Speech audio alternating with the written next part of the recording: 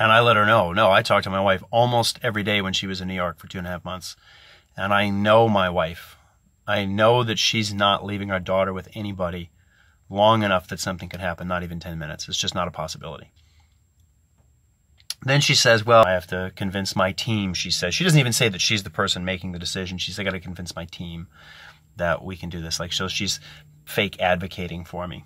That's the way she presented herself, as our advocate, you know, the good cop. That my daughter's going to have to sit down with a psychiatrist, you know, and be asked a bunch of questions. Now, that's a problem for me, okay, because my daughter is not going and getting sex education in elementary school. She's not around kids who are listening to sexually explicit music, watching sexually explicit television shows, around people telling jokes, around other kids who are aware of things they shouldn't be aware of at 9 years old. I always talk about these subjects as being like looking at a dartboard, and you think about your child's understanding and where they are, and you start getting into these subjects on the outer rings, and you slowly work to where they're teenagers, and you can get into the bullseye, because there's some pretty heady conversations to have with your children that you don't have with them when they're 7, 8, 9 years old. And you have to, but you have, if you to say nothing until it's time and then just lay it all on them isn't good either. And what do most parents do, in my opinion? You leave it to the school to do it. You know, you leave their education to somebody else. We've had only really very preliminary sort of conversations with her about human sexuality. We have not broached the subject with our 9-year-old daughter about sexual abuse. And so these are subjects she's not been exposed to. And so she's going to sit down after this horrible, she's just gone through hell. She's just gone through a terrible experience. And she's still having this terrible headache, which, thank you, you haven't told me why yet, what the cause of this headache is. You're going to have her sit down, because you're not going to let her lie down. She's going to sit down in a room with psychiatrist and some other people, maybe, an observer, and ask her questions about subjects she knows nothing about. Strangers she doesn't. No, this is not good for her. And so this doctor has the gall, I think it's arrogance, honestly, to say to me that it's in your daughter's best interest. And then to say it's in her best interest to sit down with a psychiatrist. And then to tell me, and it's in our best interest so that we can have, you know, peace about whatever. Again, paraphrasing, letting her go home, making that decision.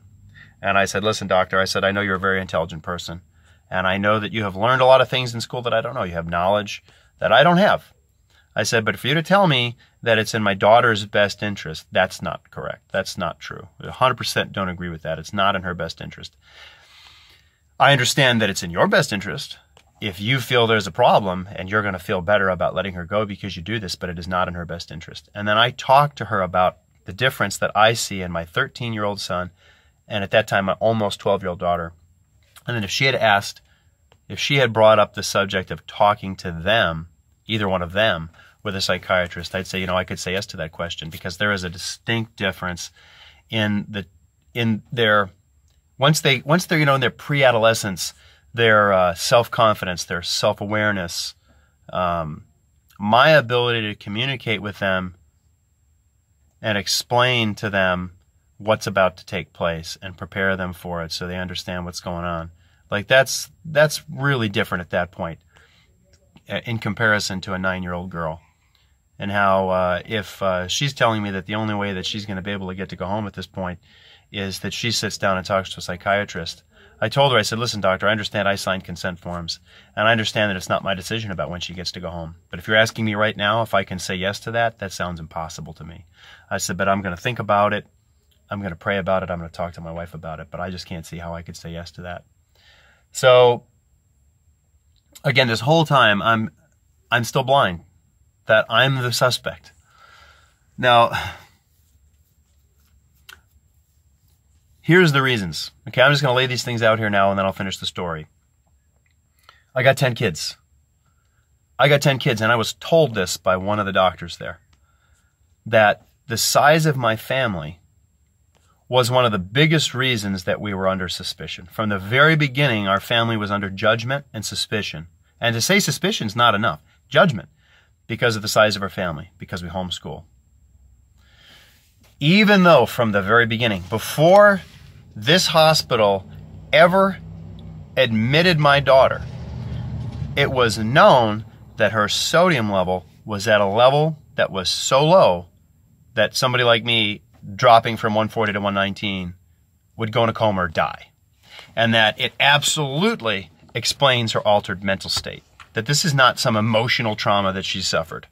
She doesn't have a single bruise on her body. You've not let me go into the PICU when you first admitted her into your hospital, and you've examined her, at least physically, if not more invasively than that. And there is no evidence that anything has taken place. I don't know why she's got this terrible headache. You know, at this point, hospital staff, why my daughter has this terrible headache that's debilitating and she's laying around in bed and she can't get up. And part of the judgment is because of the way my daughter is acting. Because when people come into the room to shine a flashlight in her eyes for the 50th time, to ask her the same questions after dozens and dozens and dozens of times that she'd had to answer a dozen different people, when she can't sit up for 5 minutes to go to the bathroom without her head hurting so bad that she's got to lay back down again, and then lay there for an hour, you're judging my family. This is a fact based on her behavior right now after being in an altered mental state that none of us could imagine what that hell was like for her Friday and Saturday, and then being in a weird, coming out of it state Saturday to Sunday, and now having a headache that's so bad that you can't hardly move. In a place where you're missing your baby brother, your mother, all of your brothers and sisters. Like, we have a 1-year-old. She spends a ton of time with our 1-year-old. She loves him. She's missing him.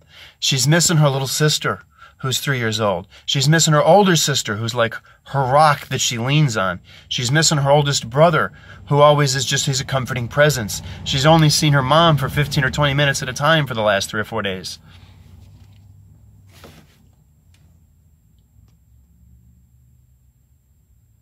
And these foolish, foolish people are judging our family based on how my daughter's acting at this moment, now that she's awake. That's a fact. That's what they did, and it's ridiculous.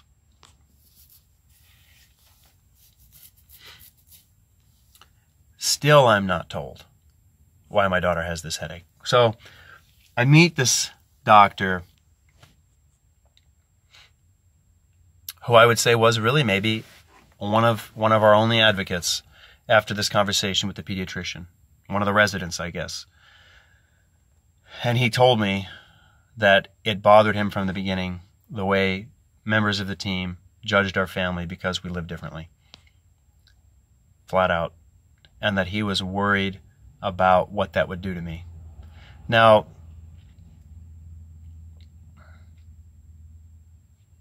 sometime after I spoke to him, sometime after I spoke to the pediatrician, I talked to Teresa on the phone. I was texting Teresa. She was on her way. And I told her that I'm going to need to talk to her when she gets there, because it's at this point, after the conversation with the pediatrician, that things are starting to really come to full view for me. That the babysitter is my babysitter. The sitter obviously is not there. My daughter being, it's not for her. It's not for the child. It's for the dad. I'm the one being babysat. They will not leave me alone with my daughter. I'm thinking about no restroom in the PICU, never getting a badge, why they didn't let me go in to begin with. What were they doing? Not letting me into the CAT scan room, which is ridiculous, and it's my right as a parent to be in there. They took away my rights. They treated me like an abuser, and they had no evidence that I was an abuser. And worse yet, they had lots of evidence that I wasn't an abuser. They had every explanation they needed, not as to why her sodium level was low, but as to why she was in the state she was in because of her low sodium. They understood without telling me yet. Now, the resident made it clear to me, this fellow that was absolutely my advocate. And thank you, doctor. I appreciate you so much. I will always appreciate you very deeply. He explained to me that when they do a lumbar puncture, that back pain, right where she was having back pain, and a headache at the back of the head was very common, except that, normally they would kind of expect to see it start to go away by now. And so they're a little concerned about it. They think that's definitely what it should be from. Absolutely doing a lumbar puncture would give us this problem. But, if it continues, it's a concern. She's petite. They took so much fluid out of her. She had this horribly traumatic experience. She also had her sodium level dropped. They didn't feed her properly. All of these can be reasons why it lingered. They took a ton of blood from her. What are these effects? Antiviral drugs, antibacterial drugs, So I'm texting Teresa, telling her when she comes and see Maddie that we need to talk. We need to talk about the situation. So she doesn't make it until later in the evening. It's all kind of coming clear to me, and the interesting thing is it's coming clear to Teresa at the same time, and it's starting to coalesce in her mind what's really going on. And then when I sent her the text and said we really need to talk about what's going on when you get here, now that's it, like that's the trigger. Like it takes all of this stuff that's coming together in her mind, and she's like, yeah. So she knows. So the sitter that we had during the day, she was a sweet girl, and near the end of her time there, she's understanding what's going on. And she said to me something that I needed, because I was in the middle of this, like, waking up to this horrible, like I put it in my other videos, like the fear that somebody would judge our family because of us being different and put us through something like this. Like it was a nightmare on top of a nightmare. Not sleeping at all, carrying my daughter, holding my daughter. I'm so exhausted, the stress of the situation, not knowing what's going on with her. And then right on the heels of that, this nightmare scenario where somebody's judging us as being an abusive family. This has hit like a ton of bricks at this point. This is what's going on, and I have no idea when we're even going to get out of this hospital. Now, I needed to hear this sitter telling me at the end of the day. She said, "Look, you're a good father," and I almost fell down on my knees and cried. I said, "Thank you. I needed to hear that, honey." I don't remember her name. She was a sweet girl, and I appreciate her. She says, "It's not right what they're doing to you." She says, "I've been doing this a long time, and I see nobody. I don't ever see anybody who's got a parent taking care of their daughter like this. Nobody's taking care of their child like you. I don't see this. It's not right the way they're treating you." She was indignant. She was so upset about it. So because she said that, I really had like some frank conversations with her about what was going on. And she was very sweet. She didn't say much. I told her, "I don't want you to say much. I don't want you to reveal much." She said enough, though, about what she understood, about what was supposed to happen with the sitters and how this was different. So I trusted her enough that when Teresa came, we told Madeline we're gonna go and talk for 10 or 15 minutes. Within 15 minutes, we'll be back.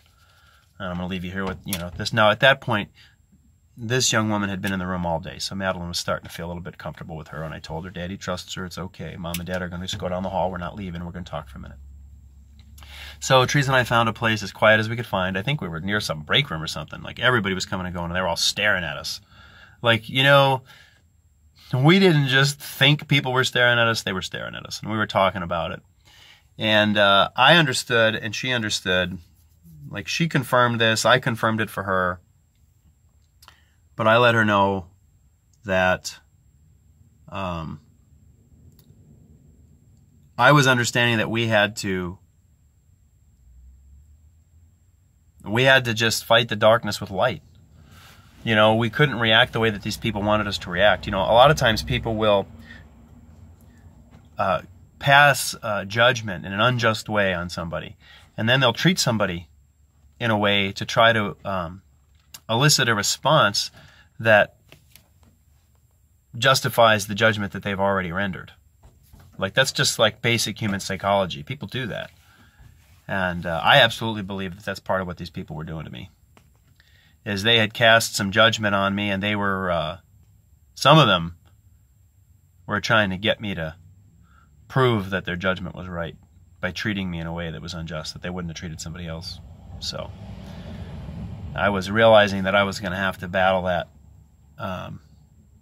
with kindness, with treating people the way that I wanted to be treated, being wise, but gentle as a dove. Like, people might not. I know that was the only way that I could handle the situation. And I needed to pray because the night before with that other sitter was so horrible, and I was just thinking, like, I'm so tired. If I have another sitter like that, it's going to be a nightmare. And I was just expecting a nightmare night, you know. So Teresa and I talked about it, prayed quickly, kind of had this sober conversation about what we were in for, and understanding that we might have to relent and let Madeline go sit and talk with a psychiatrist at some point about subjects that we didn't want some stranger to broach with her. But we needed to get our daughter home. And, you know, it was an uncertainty, but it was sort of a, you know, we'll cross that bridge when we get there, but it might come to that. And that might not seem like a big deal to people, but you know, it's a real big deal to us. It really is. Her experience was very traumatic, and this would have been adding another trauma. And, you know, right now I don't know the extent of her trauma.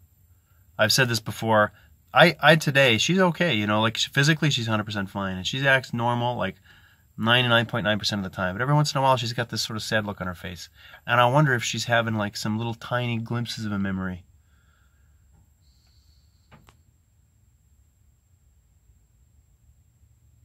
Yeah, I'm not entirely over this, and Teresa's not entirely over it. And as bad as it was for us, as hard as it was on us, it was much harder for her. She's 9 years old, and she hasn't had the experiences in life that we've had. She hasn't learned the lessons that we've learned.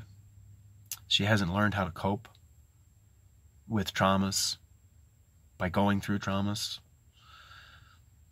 So, how long does it take her to fully recover from this? I just want to make the point that, like, you know, to add any more trauma to her was not first do no harm. So, anyhow, I wanted to talk to my mom, and I hadn't brought this up. My mom had told us, I forget what day, maybe Saturday, that she was going to fly down.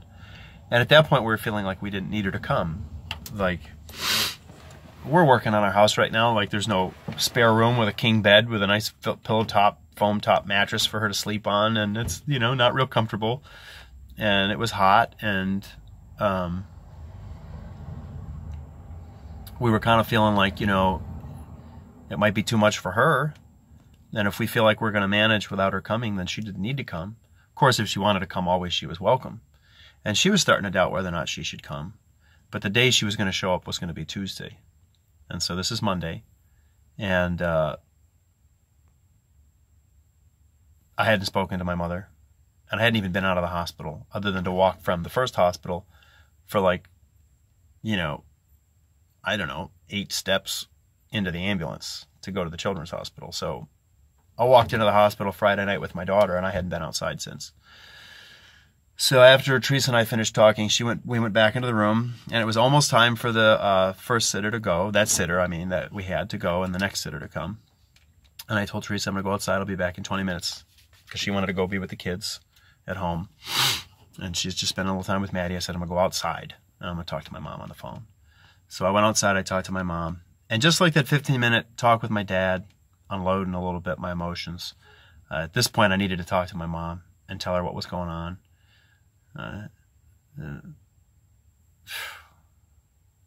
Yeah.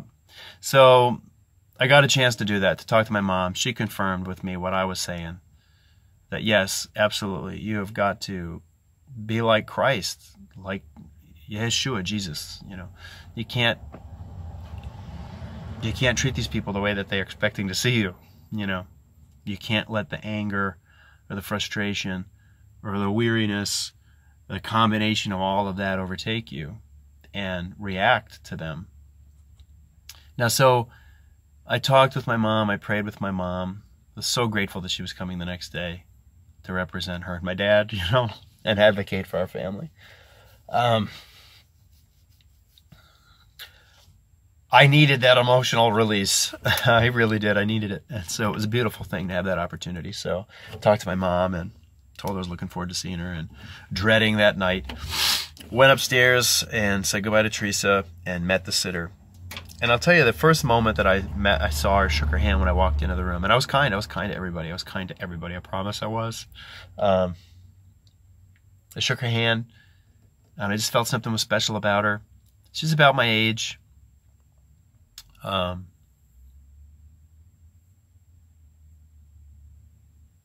After Teresa left, I just told her, I said, I just got this feeling that you're the right person to be here today. I was really worried about what this night was going to be like, but I think you're the right person. So long story short, she is a believer in Jesus. She is this beautiful woman. She was so beautiful. I'm talking inside. She was just this beautiful, sweet person. And she was very encouraging from the beginning. At this point, Teresa and I, we don't care what people think. We hugged each other. I encouraged her. We prayed together. We didn't worry about who was listening. She really needed to be encouraged. I'm the person who's going to go through this terrible thing, but, it was just harder for her. And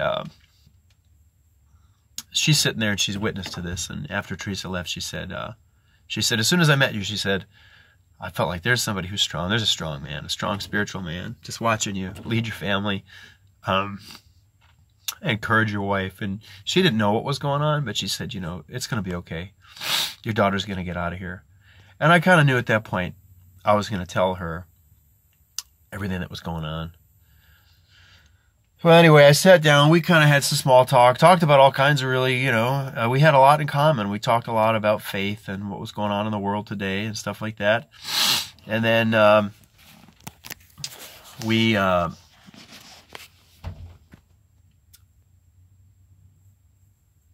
talked some more about what was going on in her life, things she was struggling with, some health issues, things like that. And then I told her all about what was going on. I told her our story and why we were there and what was going on at that point with the doctors judging her family. She was so encouraging. Like her encouragement, like when you're around discouragement, like sometimes like being around like people who are discouraging you, it's you don't realize just how discouraging it is until you're around somebody who's doing the opposite. And you realize the power of encouragement, the power of your words. Her presence and the things that she spoke that night, man, they were powerful and they were needed. And that's just God, providing. Like, I didn't know if I was going to make it through another night, if it was going to be as bad as the one that was, came before that. I mean, I haven't slept in days. This nightmare of going through this emotional trial with my daughter's health is not fully over yet. I mean, we've got some moments of relief, of course, where she's not better 100%. We're not 100% sure why she has this headache, why it's not going away, if it's indicative of some other problem. And now I don't know when we're ever going to get out of the hospital with her. If we're going to end up having family services coming and interviewing all of our children, even younger than our 9-year-old, and we don't want to have that happen. So I figure I couldn't have handled another night like that, and God knew it, and He gave me the opposite. He took this thing that I was afraid of. I laid my fear down. I prayed. I trusted God. I did my best to be a good husband and encouraged my wife, and did my best, my weak best, to be a reflection of Christ and love the people around me and treat them the way I wanted to be treated, no matter what. And God, He blessed me with the most encouraging person I could have imagined sitting with that night. So we got done talking, and I told her, I'm going to pray for you. And I did. I went and I prayed for her about her physical issues and things she was dealing with. And then we prayed. She said one thing. She was also a confirming witness that, yes, I needed to fight the darkness with light, not react and respond in kind in the same way these people were toward me. I needed to choose my action and be the person that I knew that God was calling me to be. But she said something that, of course, I should have remembered. She was the one who said, pray for your enemies. And look, were these doctors my enemies? I don't feel like I'm not looking at any of these people like my enemies, but in this moment, they had really set themselves up against us, against our family. And so in those moments, yeah, they were our adversaries. And so, yeah, of course they should. And so I prayed for everybody I saw as an adversary in this situation. And then I prayed for my daughter. Now, this is just before midnight. I laid my hands on my daughter's head, and I prayed for her, and I prayed for a headache to go away, prayed for complete healing for her. And with within like the minute after I finished praying for her, for about 15 minutes, she woke up. And she woke up with no headache. No headache. I mean, it was 100% gone. She hadn't stood up on her own for more than a second to try to give her mother a hug.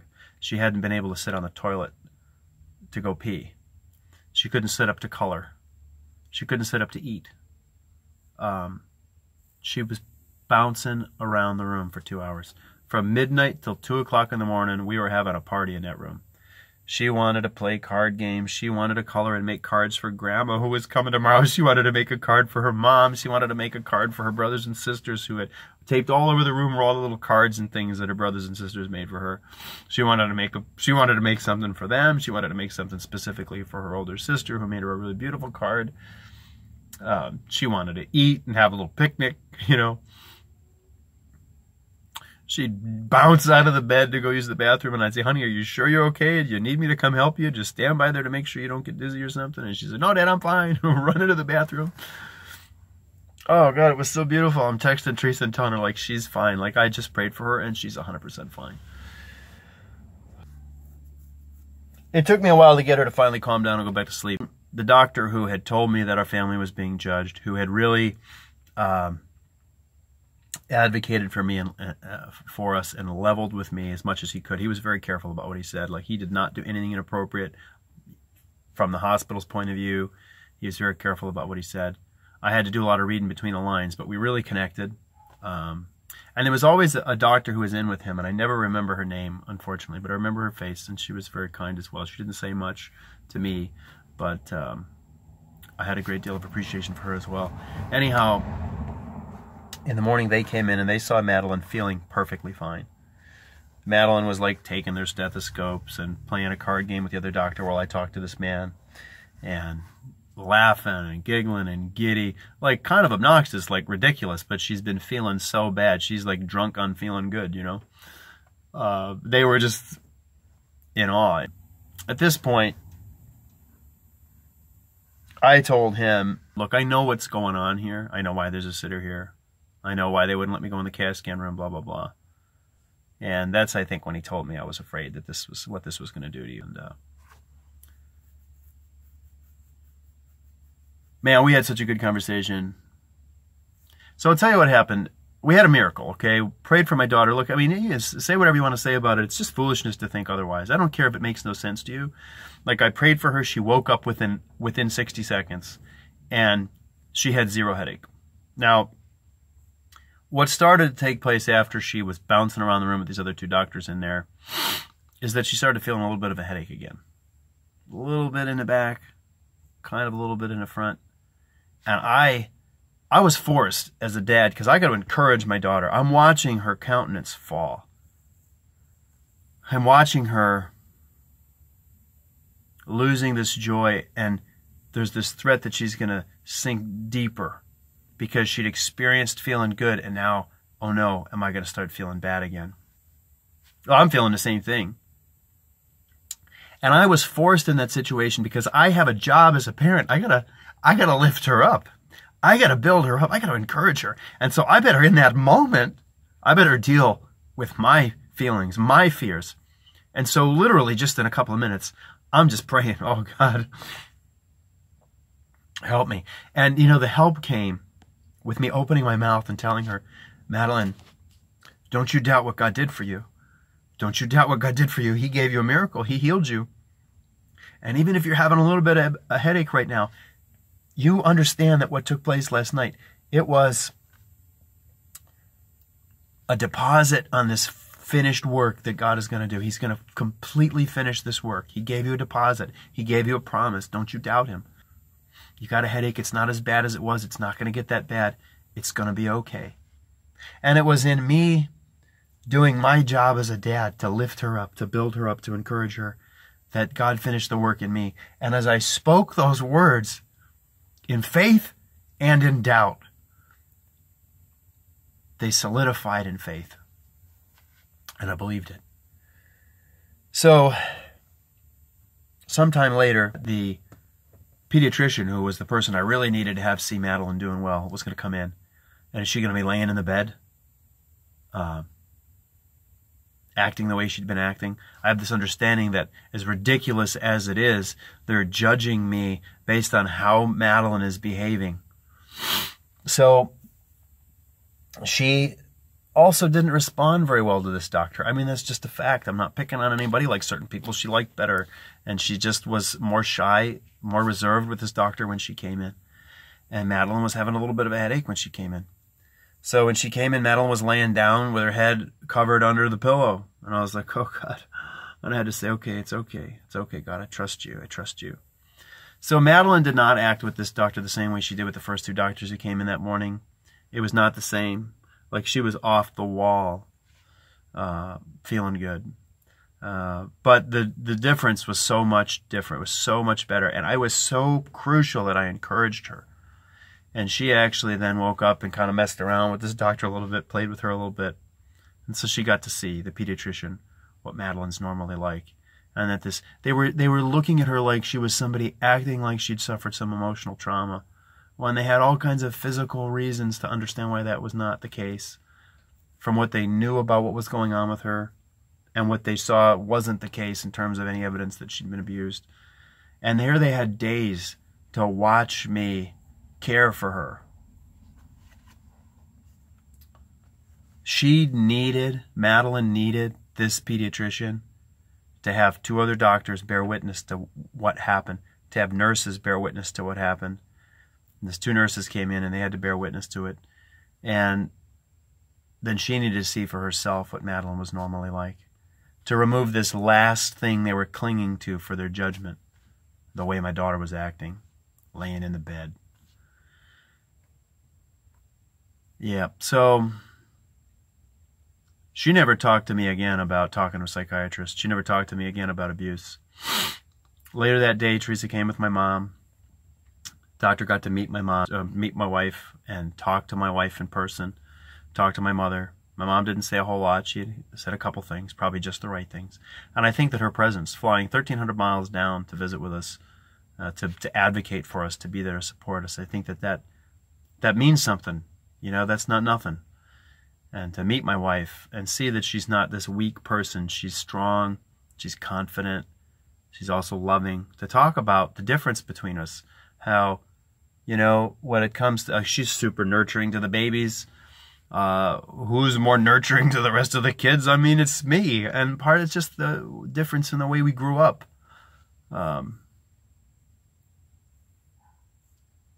So the pediatrician called my wife. I found out, again, she called her at home on her cell phone and talked to her to ask her questions without me there. Because, of course, I could still be this controlling, you know, Teresa's not going to tell the truth about the terrible things that happen in our home because I'm there. And told her, I want to ask you these questions, you know, without your husband around because, you know, they'd be upsetting to him. And she's like, it's upsetting to me, you know.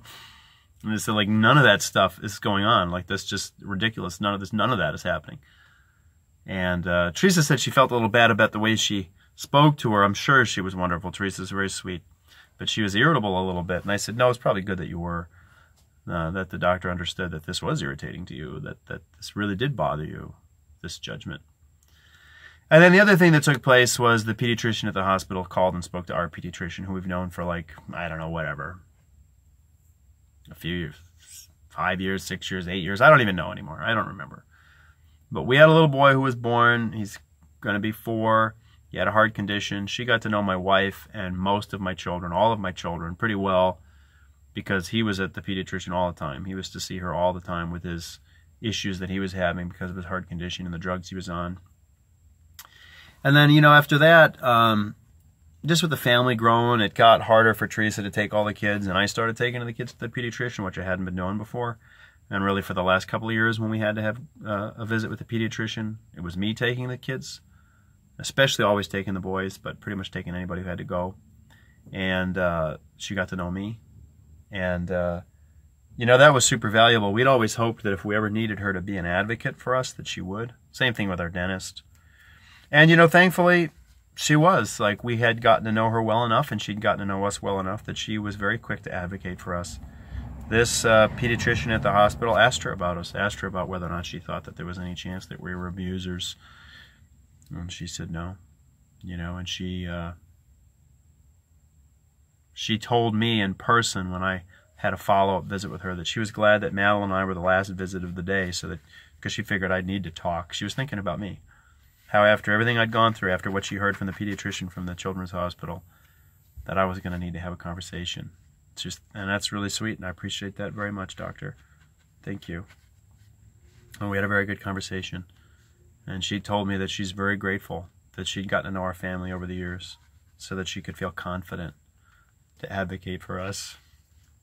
She was very encouraging, and the conversation I had with her was really good, and certainly a big part of the healing process for me, so I was very grateful for that.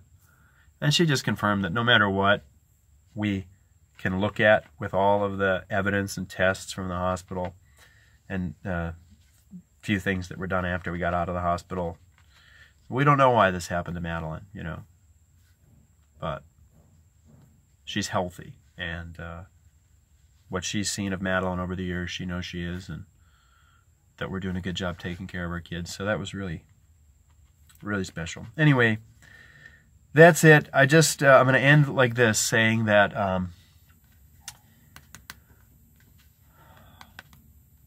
it's a fact that what we displayed for these people for days was nothing but love and caring. And I think, I don't know if it's uncommon, but we were judged because our family is large. We were judged because we have 10 children.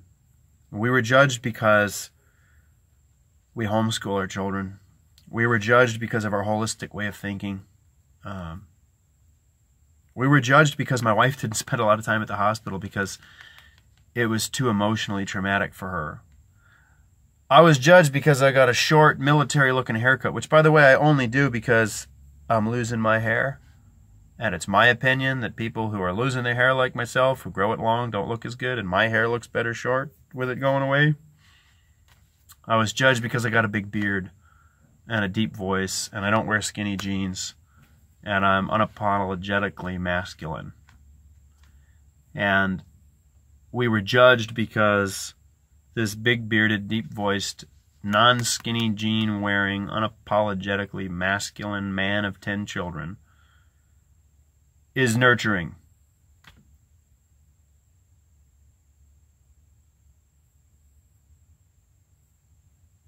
We were judged because we're different.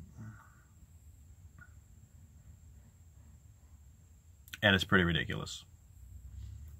But God was our advocate. He never let the trial overcome us. He gave us just what we needed at the right moment. And look, it wasn't like, it wasn't what we needed in excess, you know, supply for the next day. It was in this moment, you get just what you need to make it through. It was hard. But I'll tell you something, we both grew a lot through it, Teresa and I know our family did. One of the things that really changed in me is this deeper understanding about how we live in a dark world and darkness presses against us. And we're trying to walk in the light, the darkness presses harder. And that it's really a lie of the enemy for us to respond in kind, to react to the darkness creeping in on us, to the way that people treat us. If we act the same way, then we just let the darkness closer. And that the only way to really defend against the darkness creeping in on us is to shine the light. And we shine the light by being like Stephen, being stoned, saying that he saw the heavens opened up and the Son of Man sitting at the right hand of the Father, and praying like Jesus prayed on the cross, forgive them, they don't understand what they're doing. To not hate those who hate. To not treat those who treat you badly the same way. Like, that's the way we survive in this dark world, is to be a light. Because if you think about light, you can take the tiniest little light, little flashlight, little candle, you can put it in a pitch black place. And yeah, the darkness, there's a lot more of it.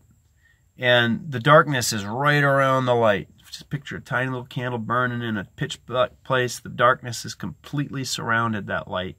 But the darkness can't touch the light. It can't touch the light. And if the light dims, if the light looks more like the darkness, then the darkness encroaches closer. And the only way for that little light to keep the darkness away is to burn brighter. Like, that seems really simple, but this experience for me, it was life-changing. And I'm grateful for it. It was hard, and I'm not done. I'm still not done healing from it, but I don't have any regrets. And I'm so grateful to the people who did advocate for us. I'm grateful to my parents, obviously to my wife and my children, friends who prayed, and just grateful to God.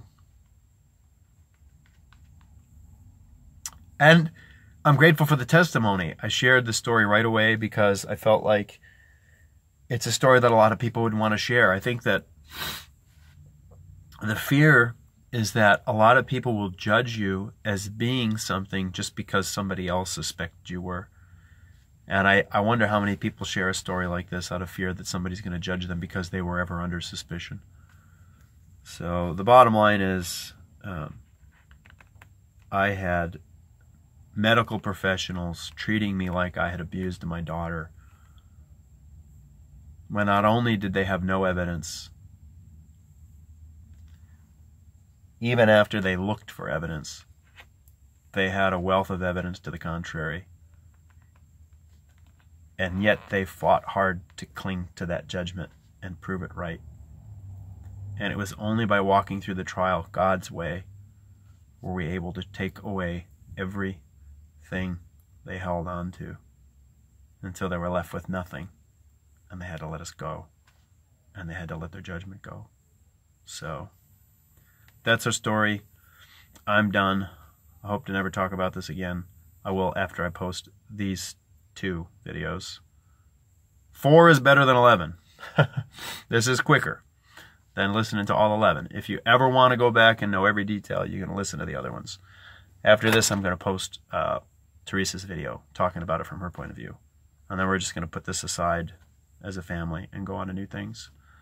Anyway, shalom, friends. Thanks for watching.